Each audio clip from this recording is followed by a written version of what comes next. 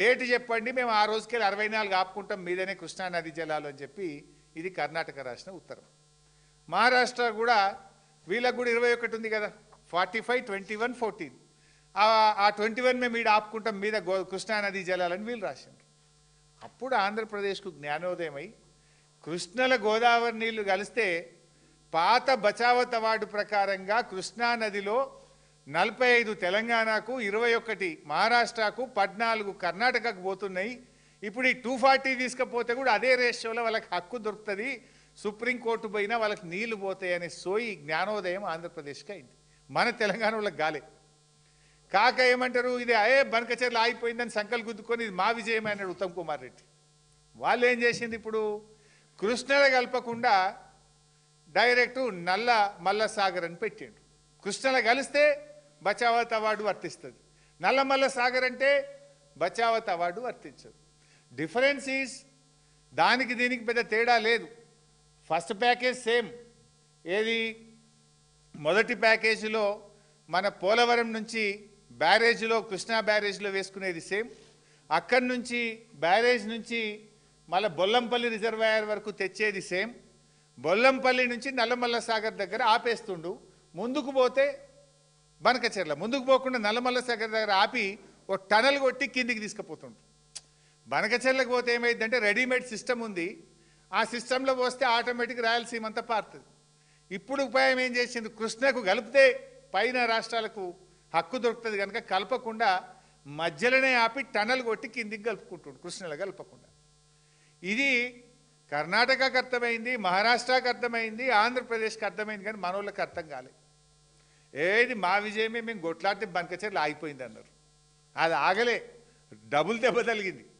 మొదటి దెబ్బ గోదావరి నీళ్ళు పోయేది ఎట్లా పోతున్నాయి, రెండవ దెబ్బ బచావత్ అవార్డు ప్రకారంగా రావాల్సిన 45 కూడా రాకుండా పోతున్నాయి. డబుల్ దెబ్బ తగిలింది. అంటే మనోళ్ళు ఆ రకంగా ఇవాళ తెలంగాణకు అన్యాయాన్ని తలబెడతా ఉన్నారు. ఇవాళ బనకచెర్ల ఎంత డేంజరో, బనకచెర్ల కంటే Nallamala Sagar double danger. We will lose 2. బనకచెర్లనైతేనేమో గోదావరి నీళ్ళు పోతాయి కానీ కృష్ణాల వాటా దొరుకుతుంది. నల్లమల్ల సాగర్ అంటే గోదావరి నీళ్ళు పోతాయి, కృష్ణాల వాటా కూడా రాదు. డబల్ ఎడ్జ్డ్ నైఫ్ ఇది, డబల్ డేంజరస్. అయితే ఈ నల్లమల్ల సాగరు మరి ఆంధ్రప్రదేశ్ అడ్డుకోవాలన్నా వద్దా? ఇంత జరుగుతుంటే ఈ ప్రభుత్వం ఏం చేస్తుంది? కుంభకర్ణుల్లాగా నిద్రపోతున్నట్టు నటిస్తుందా? తెలిసి కూడా తెలియనట్టు చేస్తుందా? ఇదంతా రాష్ట్ర ప్రభుత్వానికి తెలియకుండానే జరుగుతుందని అనుకోవాలనా? లేదు చంద్రబాబు రేవంత్ రెడ్డి ఇద్దరూ పరస్పర సహకారంతో ముందుకు పోతున్నారని అర్థం చేసుకోవాలనా? ఎందుకంటే ఇంత డేంజర్, పక్కన కర్ణాటక మేల్కొన్నది, మహారాష్ట్ర మేల్కొన్నది, తెలంగాణ ఎందుకు మేల్కొంటలేదు? ఇవాళ ఇంకా డేంజరస్ పాయింట్, ఇవాళ నేను చెప్పాల్సినటువంటి ఇంపార్టెంట్ 2 పాయింట్లు ఇప్పుడు చెప్పబోతా ఉన్నా, కీలకమైనటువంటివి. ఇప్పుడు ఆ రోజు ఢిల్లీ మీటింగ్ పోనన్నాడు, పోయిండు. చర్చ జరగలేదన్నాడు, జరిగింది.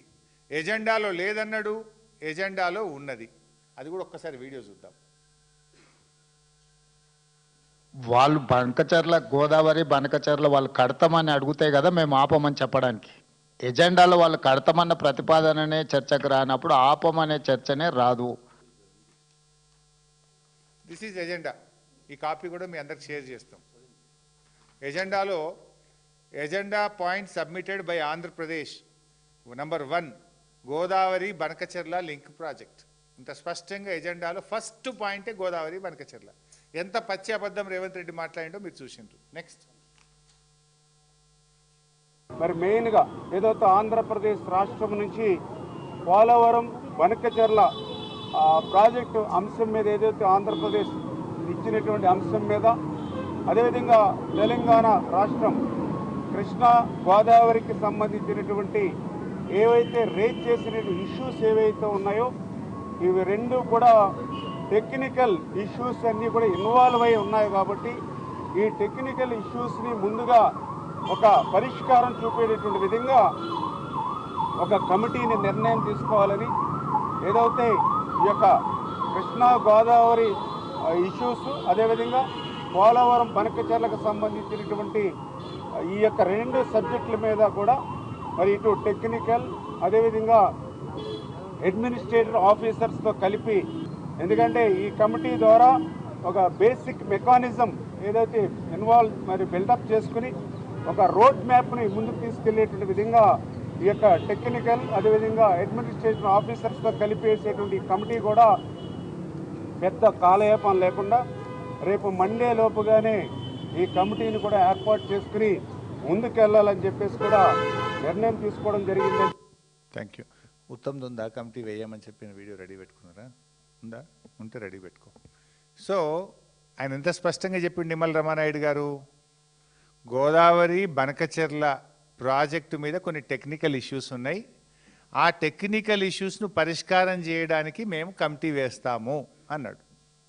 రేవంత్ రెడ్డి ఏమన్నాడు? ఎజెండాలో లేదు,